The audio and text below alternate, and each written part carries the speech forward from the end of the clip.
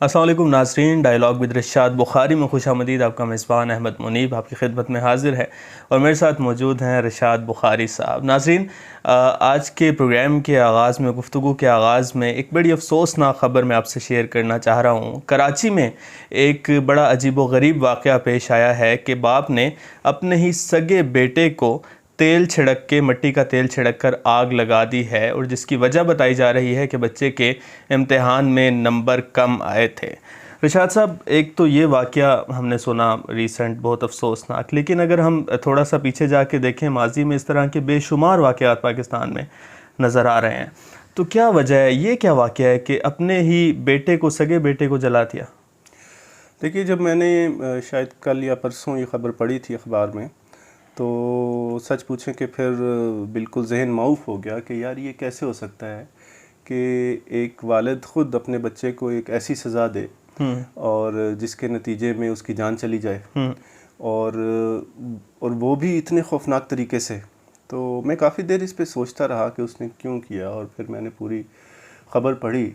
ज़्यादा तफसीलात तो नहीं मिल सकी, लेकिन पता यही चला कि उस शख्स ने बात करते हुए कहा कि मेरा इरादा इसको मारने का नहीं था,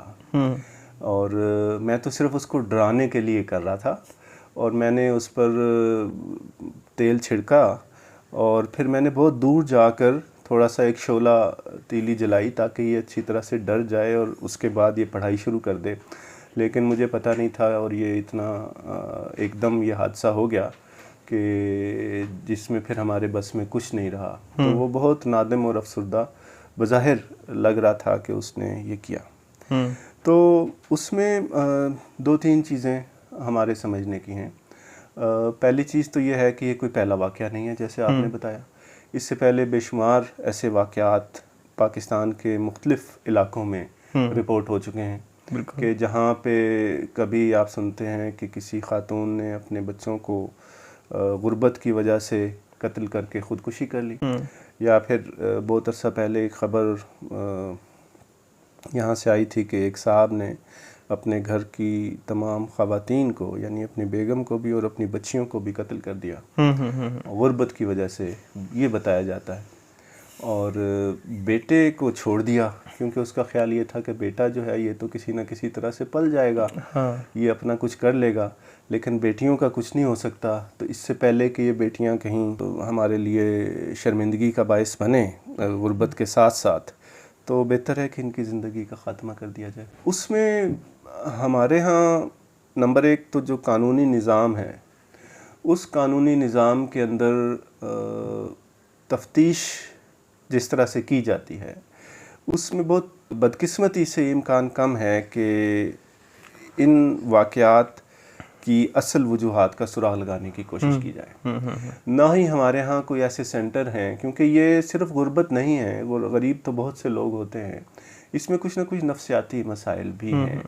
और मैं तो ये कहूँगा कि इसमें कुछ नज़रियाती मसाइल भी हैं। तो सबसे पहली चीज़ तो ये है कि एक हमारे वालिदैन या हमारे जो ख़ास तौर पर गरीब तबका है और जो कम पढ़ा लिखा है या जो अनपढ़ है, उसके जहन में सिर्फ़ ये तसव्वुर है कि हम मारपीट के ज़रिए से और डांट डपट के ज़रिए से और ख़ौफ के ज़रिए से अपने बच्चों को राह रास्त पर ला सकते हैं। ये उनके, यूँ कह लें कि उनके जहन में ये तसव्वुर हो सकता है कि जिसकी वजह से वो उनको डराने के लिए तमाम हरबे अख्तियार करते हैं, और ये नहीं सोचते कि हो सकता है कि इसके नतीजे में ये बच्चे ख़ुद किसी नफ्सियाती मर्ज़ का शिकार हो जाएं और सारी ज़िंदगी ये किसी सदमे का शिकार हो जाएं, और हो सकता है उनके आपस के ताल्लुकात ज़िंदगी में कभी भी दोबारा से जुड़ ना सकें, और उनके अंदर से एतमाद बिल्कुल ख़त्म हो जाए। तो इस पे हमें ना सिर्फ नफ्सियाती रहनुमाई की ज़रूरत है, बल्कि इनकी वजूहात, असल वजूहात समझकर फिर इनका इलाज करने की ज़रूरत है, क्योंकि ये तसव्वुरात सबसे पहले तो हमें ठीक करने चाहिए कि बच्चों को डरा धमका कर अगर आप कोई काम कराना चाहेंगे, हो सकता है आप करा भी लें, लेकिन अथॉरिटी का हमारे यहाँ बहुत ही नाजायज़ इस्तेमाल हो रहा है। जहाँ पे भी अथॉरिटी मौजूद है, जहाँ पे अख्तियार मौजूद है, जहाँ पे ताकत मौजूद है, चाहे वो कम से कम दर्जे में भी है, तो अब एक गरीब ख़ानदान में भी जो उसका सरबराह है, चाहे उसकी दुनिया में और कोई ना सुनता हो, मोहल्ले में ना कोई सुनता हो, कहीं कोई उसकी कोई वैल्यू ना हो, लेकिन अपने घर के अंदर वो खुदा बन जाता है। और जहाँ पे उसका बस चलता है तो वो अपनी सारी बेबसी का और उसके ऊपर जो जुल्म इस माशरे ने किए हैं या उसको धुतकारा है, उस सारा बदला वो उन लोगों से लेता है जो उसके ज़ेर असर ज़िंदगी गुजार रहे होते हैं, यानी उसके बीवी है, उसके बच्चे हैं और जो भी उससे छोटे और कमज़ोर हैं। तो हमें ये एक ऐसा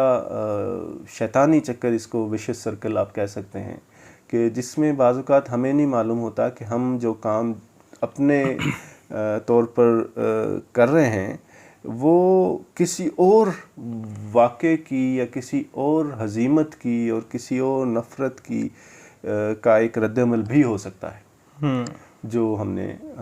इस सूरत में दिया और बाद में फिर हम सर पकड़ के बैठते हैं। तो मेरा ख़्याल ये है कि इस वाक़े को बिल्कुल नज़रअंदाज नहीं करना चाहिए, उनके पूरे ख़ानदान को और उन साहब को उनके हालात का तज़िया करना चाहिए, ये जानना चाहिए कि किस वजह से ये हुआ, और इस वाक़े से अगर हमारे बाकी वालिदैन और बाकी लोग कुछ सबक सीख सकते हैं तो वो सबक ज़रूर मीडिया के सामने और दुनिया के सामने आने चाहिए, ताकि आइंदा कोई वालिद या कोई भी बाख्तियार शख्स ऐसा काम ना करे।